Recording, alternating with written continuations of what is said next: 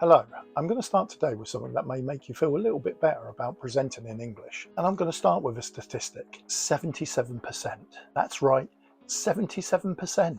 That's the percentage of people who feel some kind of fear when they are speaking in public. That may be to a small group or to a large group. It could be to thousands of people or just 5 or 10, but 77% of us feel fear. And I'll tell you something, I feel that fear. I've been presenting to audiences for years now, and I still feel that anxiety before I have to start speaking. The fear of public speaking, or glossophobia, is more common than the fear of spiders or the fear of heights. Just think about it. Just let that sink in. And that's before we add a second language into the mix. Because for non-native English speakers, the anxiety of speaking is not simply doubled, it's compounded. You're managing your nerves because you're speaking in English. You're monitoring the audience, and you're trying to hold on to the thread of what you're saying, all at the same time, in front of people whose judgment matters to you. It's important. Today, I want to give you the tools that will help you do it well, to be able to present with confidence. And I want to start with the most important reframe that I tell every client or every student that I work with on presentation skills. Let me introduce myself. I'm Mike Fox, a professional English coach and a qualified careers counsellor. I've studied psychology to master's level. Let's get into the lesson. The single most important thing that I want you to understand about presenting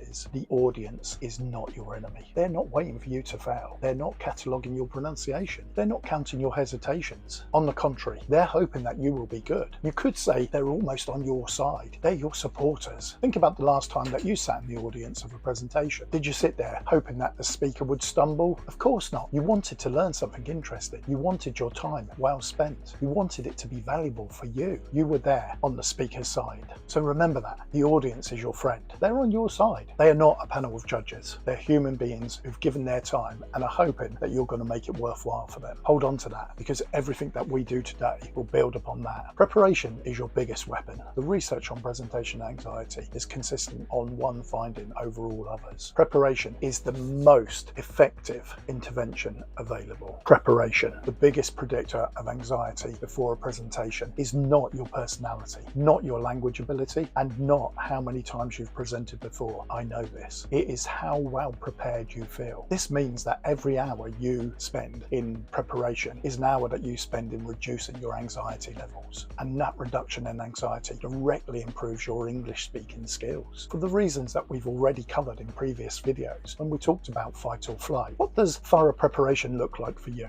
I'm going to give you some of the things that I think are important. First is to know your opening, to know it precisely, to have it down pat. The first 60 seconds of any presentation are the most anxiety-provoking moments. Research on first impressions also tell us that they're the most important part for setting the tone of what comes next. You need to prepare your opening so it is completely automatic for you. You should be able to deliver it in your sleep. When anxiety peaks in those first few moments, and it will, having an opening that requires no conscious thought frees up your mental resources for managing your state. Next, prepare a structure, not a script. Many non-native speakers will write out word for word exactly what they're going to say, and they will learn it by heart. I strongly advise against that. Don't get me wrong, you can do it once. Write out everything you think that you want to say, but just do it the once. If you try to memorize that script, it will fall apart at the first stumble because you've memorized it to go perfectly, and if it doesn't go perfectly, you're lost. Instead, prepare a clear structure, know your key points for each section, and know your examples and the stories that you want to tell so that you can tell them naturally. The structure is your map, and the words will fill in naturally. Equally important is to practice out loud. You will be speaking, and that's the skill that you need to hone. Preparation that is done in your head is not preparation for your voice, your body, or your English production pathways. So practice speaking aloud. I would also add that if you are comfortable with recording yourself, that's a really good way to improve your skills. It's difficult, I know. I'm not the biggest fan of recording myself. Watching these videos afterwards is painful for me, so I feel that for you. It's a great learning tool. The framework. Let's look at the structure itself. There is a framework for presentation skills that has been taught and refined for decades, and it works because it mirrors how the human brain processes information. Tell them what you will tell them. Tell them what you've told them. It sounds absurdly simple, but it works. And if you think about presentations that you've been to, you will see this structure, and when it's delivered professionally and expertly, it's seamless and it feels like a really great way to present. In practice, that's 3 parts. The first part is tell them what you will tell them. Start with something that may surprise them, a hook, a surprising fact, a question, a brief story. Then you state your main point or your argument. Then give them the roadmap. Today, I'm going to cover 3 things. Now, the body of your presentation is you tell them. Present your key points. I would suggest between 2 and 4. You present them one at a time. Guiding the audience through each transition. I will give you specific language for that in a moment. Support each point with a specific example or a story. And you finish by telling them what you've told them. A summary of your key points. Restate your conclusion. And perhaps you could end with a melodramatic point or a call to arms. You can keep this light-hearted. That's it.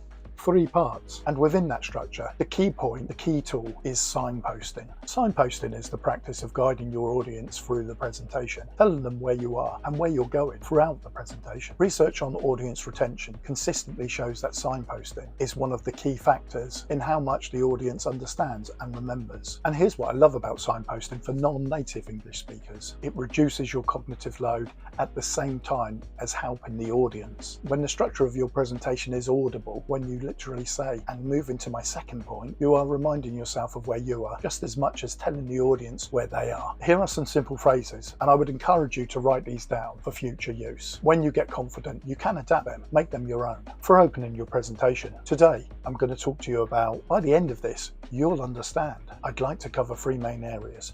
First, second, and finally, for moving between sections. So, moving to my second point, that brings me to, now that we've looked at X, let's turn to Y for emphasizing something important. The most important thing that I want you to take away is, I want to pause here for a moment because this matters. For closing, so to summarize, the key takeaways from today are, I'd like to leave you with one final thought. These phrases do something beyond their service function. They give you a moment to breathe between ideas. They reset your English production at natural intervals, and they signal to the audience throughout your presentation that you are organized, confident, and in control. Which, once you've memorized them, you are in control. Voice and body. Ironically, in this lesson, I'm going to be talking about voice and body. Today, I'm having some difficulty with my voice. You may hear I'm a little raspier than usual. That's not stopping me. Again, another statistic. You may have heard of the 7-38-55 rule. The idea that 7% of your communication is words, 38% is tone, and 55% is body language. It is widely cited in communication training. I remember being given this training when I started working for a call center. It used to puzzle me because I was talking on the phone, and how could body language affect the understanding of my message? I later understood how this might have an impact, but not 55%. I want to be honest about that because I think it really matters. This statistics come from research done by a psychologist, Albert Morabian, conducted specifically in the context of communicating feelings in situations where words and tone contradicted each other. I think it's also worth remembering at this point that most research conducted is done in Western Europe or North America. North America the most, and doesn't take into account cultural norms. You should always be thinking about that when you read these statistics. They may not always apply to you or your situation. They do, however, provide a really good foundation for understanding what's going on. Morabian himself has said explicitly that these figures should not be used for all communication. What research does support is something simpler and far more useful. In a presentation, how you carry yourself and how you speak matters. It matters to the impression you create, particularly in those first crucial seconds. So here's what actually helps. Eye contact. Make genuine eye contact with a few individuals for a few seconds at a time. On video calls, look at the camera and not the faces on the screen. How many conference calls have we taken part in when the person is looking and you can see they're looking at the screen? They're talking to the person on the screen. That's not the person. The person's there, the camera. So a great tip whenever you're using video calls is to look at the camera. The camera is the person.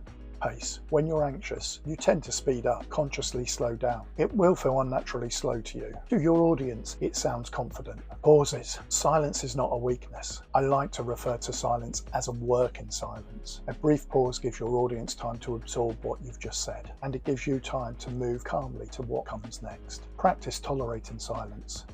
Most of us do not like silences. It feels much longer than it really is. Posture. Before you start, stand tall, shoulders back and your feet grounded. It signals authority, and as we discussed in an earlier video, it affects how you feel as well as how you look. Now, despite the best preparation, it can happen. You can freeze. You lose the word. The sentence doesn't come. You forget momentarily what comes next. Here's what to do. Breathe.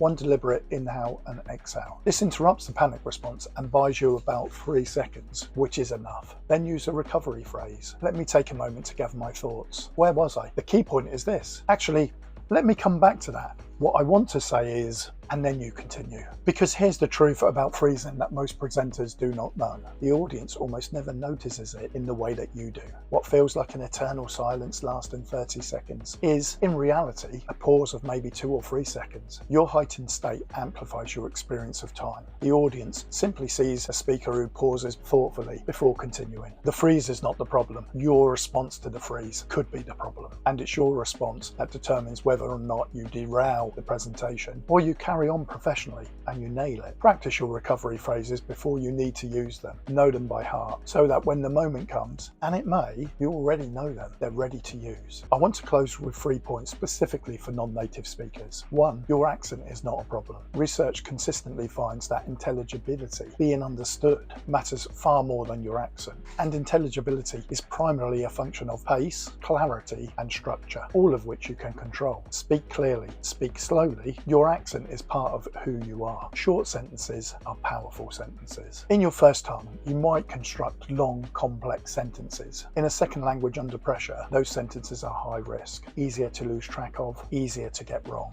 Short, simple sentences are not a sign of limited English. They are a sign of clear thinking. Some of the most powerful communicators in the world speak almost entirely in short sentences. In fact, when I started my job in communication, in customer service, I was told to write clear, concise sentences. That was our mantra, clear and concise. And the third point, and this is one that I want you to hold on to the most, you prepared more than anyone else in this room. Your audience has no idea how much you prepared. They do not see the preparation. They do not see the practice, the careful structure, the phrases that you've memorized. They see someone standing and communicating with clarity and with confidence. Let them see that. So, your preparation checklist before you start a presentation. Know your opening cold. Prepare a clear structure with 2 to 4 key points. Have specific examples ready for each point. Memorize your signposting phrases. Prepare for the 3 most likely questions. Practice out loud at least twice. Do the physiological sigh twice before you begin. And remember, the audience is on your side. In my next video, which is the final in this first series, I want to step back from the practical and address something more fundamental. The difference between fluent English and confident English. And why that difference might be the most important thing that I've said across all 8 videos. Subscribe so you don't miss that. And please leave comments. What did you like? What didn't you like? Where could I improve? What topics do you want me to cover next? And if you're preparing a presentation right now and you want one-to-one support, please contact me. I offer a free 30-minute discovery call. No obligation, just honest communication. I'm Mike Fox, and thank you for watching. And I will see you at the next video.